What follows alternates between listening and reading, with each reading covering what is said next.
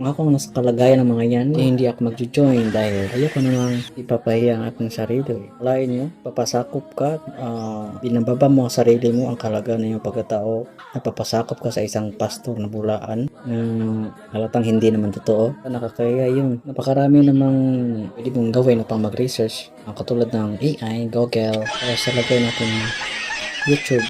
May mga dyan, content creator, vloggers, at iba pa nagtuturo ng katotohanan with authority, with proper knowledge of spiritual educations, at may bababa ang sarili nyo sa hindi lehitimong pastor o tuturo ng kahangalan o kaestupiduhan.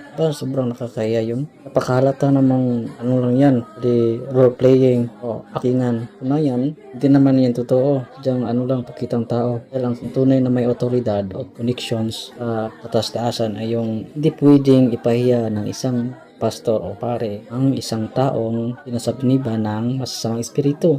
Hindi ito pwedeng bibidyohan nyo o kukuhanan nyo ng video habang ina-exercise o pinapalayas yung demonyo. Hindi pwede ganun dahil dapat confidential or private dapat. Pwede man, siguro pwede kung kukuhanan nyo talaga ng video yung halimbawa yung taong sinasaniban, yung talagang sinasaniban, tapos kukuhanan nyo ng video, pero i-guard nyo yung mukha o kundi kayo buong katawan niya para ito paano hindi mapahiya sa publiko, di ba? Bawal yan. Yun, pakitang tao kayo latang piki. Ano kayong sasabihin ng mga kilala, katrabaho, kaklase, kapitbahay, o di kayo kapamilya, kamag-anak ng mga taong pinapalayasan ko ng demonyo o sinasapian ko ano ay napakalaking scam. Kaya be aware lang kayo.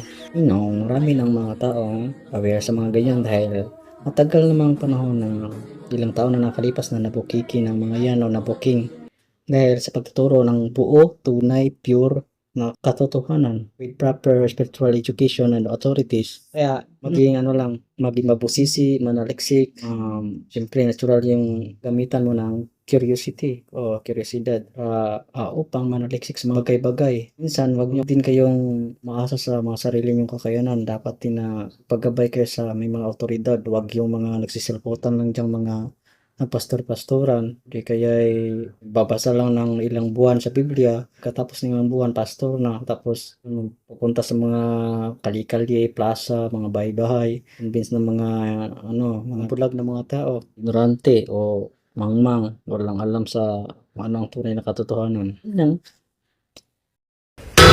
In nomine Patris et Filii et Spiritus Sancti.